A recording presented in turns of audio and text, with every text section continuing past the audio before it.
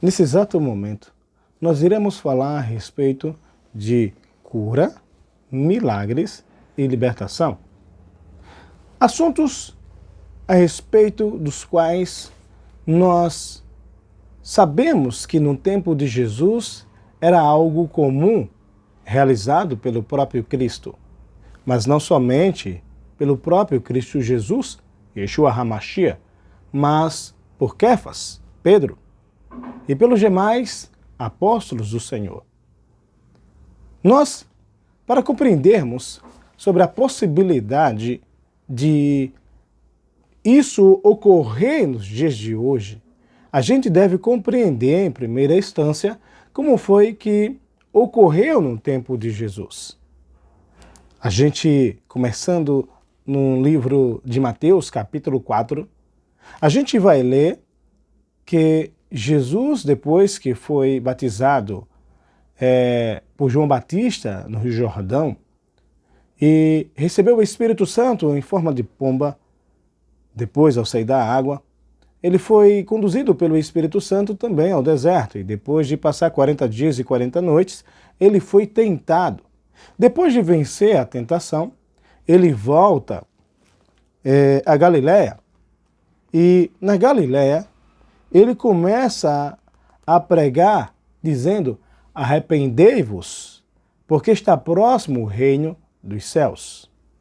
Capítulo 4, versículo 17 do livro de Mateus, você pode conferir esta informação. Sabendo que Jesus começou agora a pregar, começou a exercer seu ministério de evangelização, falando o que João Batista já falava, pois se você verificar no capítulo 3, o próprio João, ele pregava, no versículo 2 está escrito: arrependei-vos, porque está próximo o reino dos céus. Veja que no versículo 17 do capítulo 4, a mensagem centrada que Jesus agora começa a pregar é que está próximo o reino dos céus. O que vai diferenciar de sua mensagem, de sua pregação, é uma coisa que Jesus começa a fazer que João não realizava, que João não fazia. O que era? Jesus, ele não só prega, como João só pregava. Jesus agora, ele realiza maravilhas. Ele cura. Ele realiza milagres. E ele expele demônios de pessoas atormentadas. Pessoas estas que era do povo escolhido, no meio dos judeus, no meio do povo de Deus, no meio do povo que foi abençoado por Deus, no meio do povo que foi santificado por Deus, mas que por alguma razão os demônios estavam tendo acesso a corpos de muitos israelitas, a corpos de muitos judeus, tanto de adultos como de adolescentes, rapazes, provavelmente também crianças. E aí, uma das coisas que a gente pode questionar é: mas o povo que Deus abençoa, nenhuma maldição pode atacá-los, pode atingi-los? Uma pergunta interessante que leva a gente a ter uma resposta conclusiva que realmente ninguém pode amaldiçoar. Mas depende.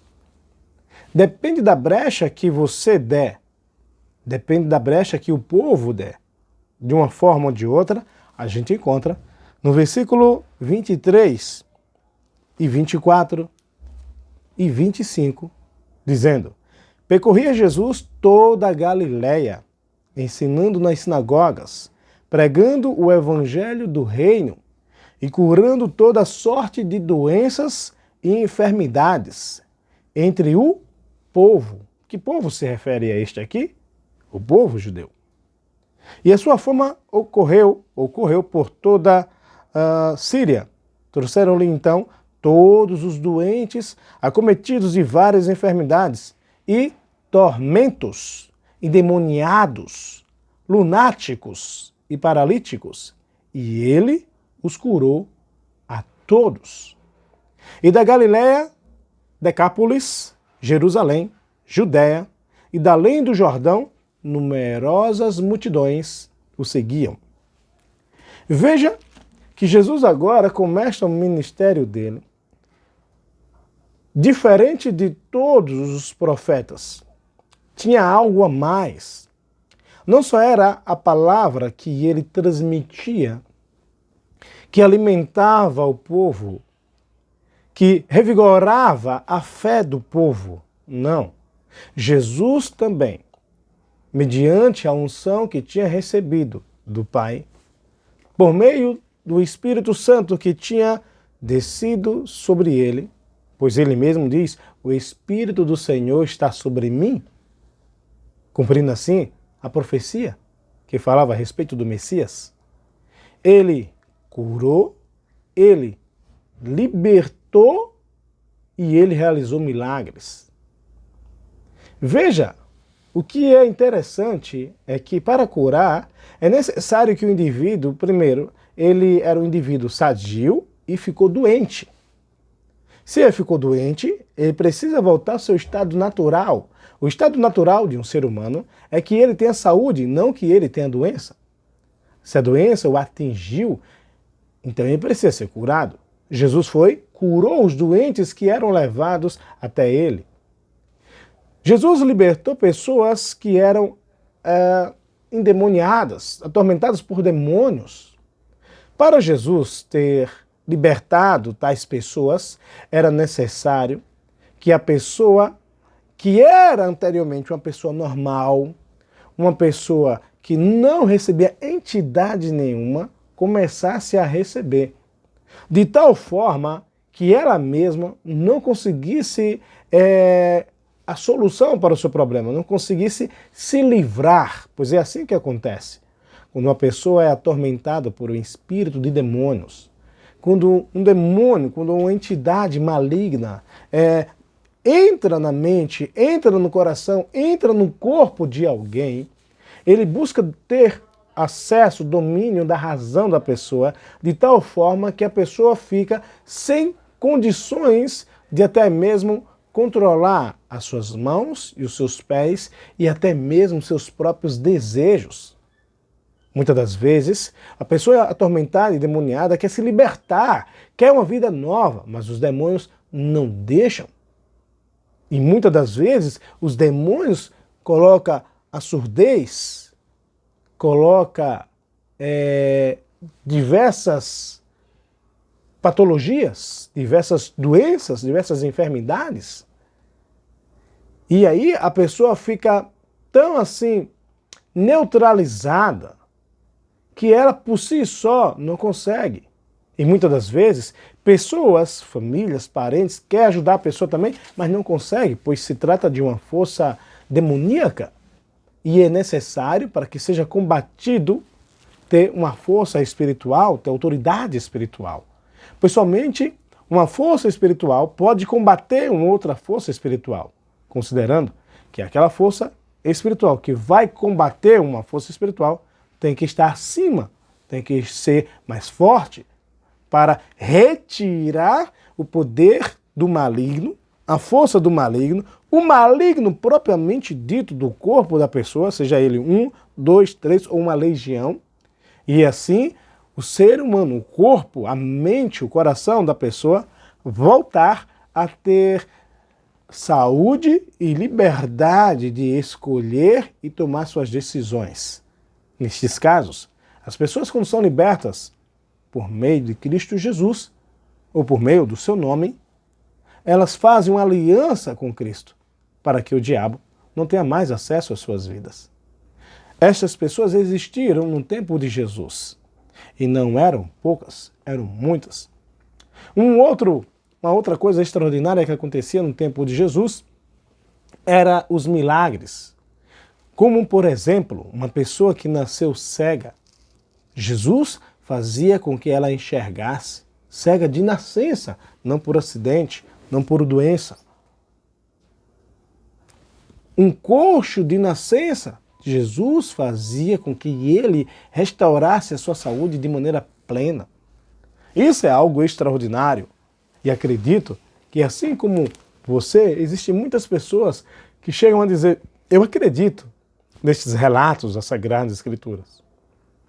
O que eu não acredito é na possibilidade de existir um ser humano que consiga realizar tamanha proeza nos dias de hoje. Não é verdade? Até por sinal, é mais fácil acreditar no que está escrito, e até mesmo que nossos olhos não viram, mas apenas ouviram. Mas Jesus é Deus, né? É mais fácil para quem é Deus. Mas para o homem, isso é impossível. Agora, se eu estou falando com uma pessoa que é pastor, você que é pastor, você que é pastora, você que é missionário, evangelista, você que é apóstolo, profeta, bispo, arcebispo, preste bem atenção. Você que é ancião, a palavra de Deus descreve claramente aqui que Jesus tinha autoridade para realizar tais coisas, tais milagres, tais curas, tais libertações. E esta autoridade ele tinha recebido de Deus, do Pai. E era por meio do Espírito do Pai que estava sobre ele que ele realizava estas obras. E ao realizar estas obras, ele mesmo entrega todos os méritos para o próprio Pai, para o próprio Deus. Como o próprio Deus, estando sobre ele por meio do Espírito Santo, realizando tais obras. E isto você pode certificar, pode conferir no livro de João, capítulo 14, onde o próprio Jesus, ele chega a dizer as seguintes palavras. Crede que eu estou no Pai e o Pai está em mim. Crede ao menos por causa das mesmas obras. Não crês que eu estou no Pai e que o Pai está em mim?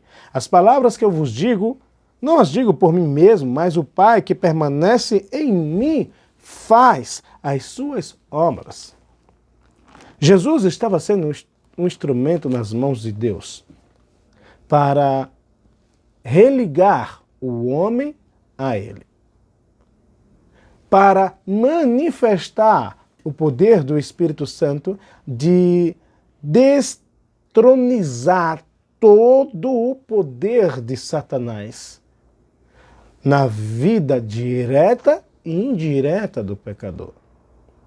Esse mesmo Jesus, ele se encontra entre nós, pois ele mesmo disse: certamente estarei convosco todos os dias até a consumação dos séculos.